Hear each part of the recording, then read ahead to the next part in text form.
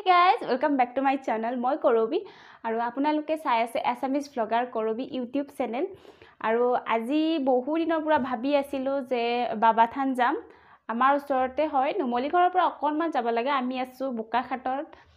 বৰ বেছি টাইম নালাগে 20 মিনিট মানৰ ৰাস্তা হ'ব আজি এবছৰৰ পৰা যাও বুলি যাব পৰা নাই সময়টো আহি পৰা নাই আৰু এও গুৱাহাটী শিফটিং কৰিবই যেহেতু এনেটো ধৰক এও গৈছে মই যোৱা হোৱাই নাই গতিকে ভাবিছো শিফটিংৰ আগত এবাৰ গৈ আহো নহলে আশাটো পূৰণ নহব আৰু আজি আপোনালোককো লৈ যাম আৰু সেই শুভক্ষণটো আজি আহি পৰিছে গতিকে বলক আমি একেলগে উপভোগ কৰিম আজি মন্দিৰ লগতে ৰাস্তাত যি দেখো কাৰণ এই আমাৰ গোলাঘাটত বাগান বহুত আছে তাৰে অকনমান হয়তো দেখুৱাব পাৰিবও পাৰো আপোনালোকক ৰাস্তাৰ ওচৰতে বলক একেলগে আমি যাওঁ তেতিয়া হলে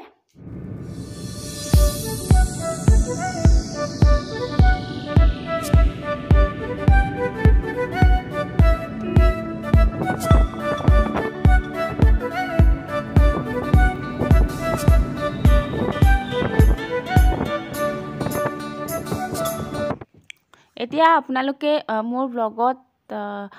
একেবাৰে বাগানে দেখিব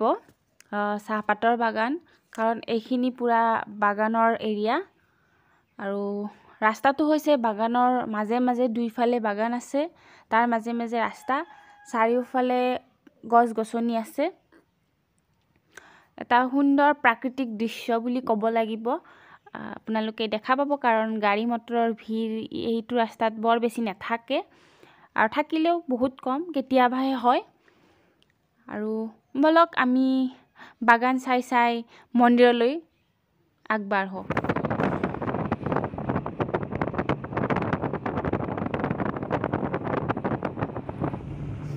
20 মিনিট ৰাস্তা অতিক্ৰম কৰাৰ পিছত এতিয়া আমি আহি পাইছো মন্দিৰ এয়া নন্দী বহুতে ডাঙৰ হয় আৰু চাৰিওফালে দোকান আছে আপোনালোকে এবাৰ আহিব বহুতে ডাঙৰ হয় কিন্তু মানুহ আজি কম আছে কাৰণ আমি ৰাতিপুৱাৰ ভাগত আহিছো হয়তো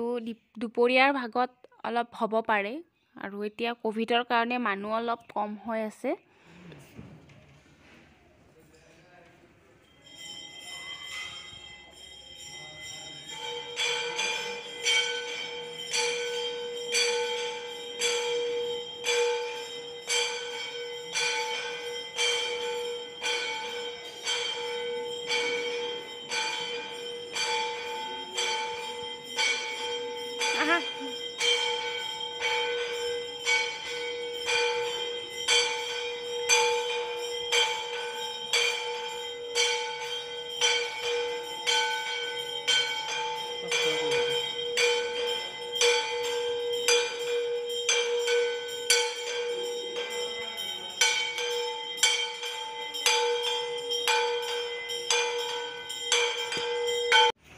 এও দোকানত থালখন দিব গৈছে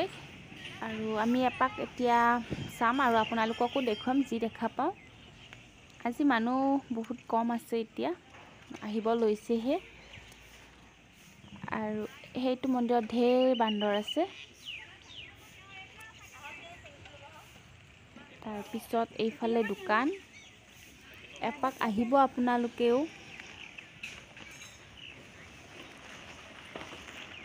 লগতে ইয়াত ঢেৰ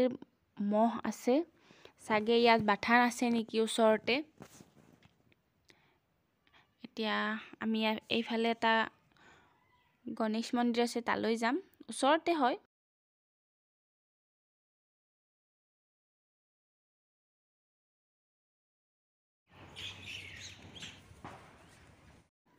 সেইবিলাক মহ তাত ৰৈ আছে ঘাঁহ খাই আৰু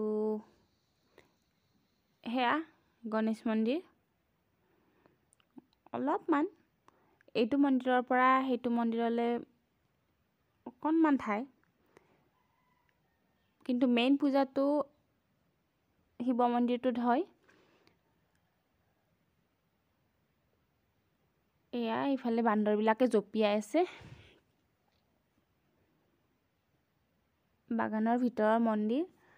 আৰু কেতিয়াবা এইফালে হাতীও ওলায়। এয়া চাওক বিৰাটেই ধুনীয়া মন্দিৰ এইটো। আহক ভিতৰলৈ সোমাই যাওঁ।